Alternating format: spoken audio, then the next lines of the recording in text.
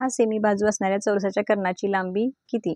तर 2019ला झालेल्या NMS पेपरमधील हा प्रश्न आहे. पहा सोडवायचा कसा.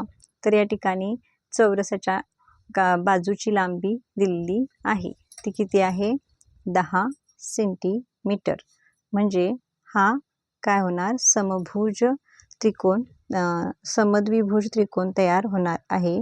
कारण ही बाजू 10, ही बाजू 10.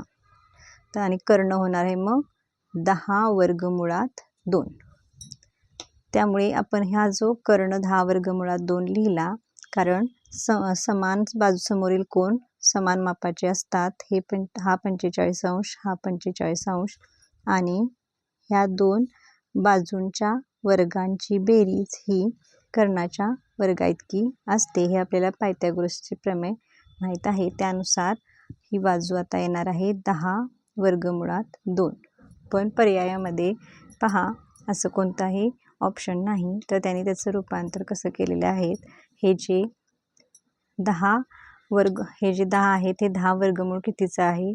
100चं आहे. म्हणून आपण हा 10चा वर्ग करून 100 वर्गमुळात लिहू. गुणुले वर्गमुळातील 2 तसेच ठेवा. आता यांचा गुणाकार येणार आहे 200. वर्गमुळात 200 असे ह्याचं योग्य उत्तर येणार आहे. पर्याय क्रमांक पहा या ठिकाणी 3 आहे. थँक्यू.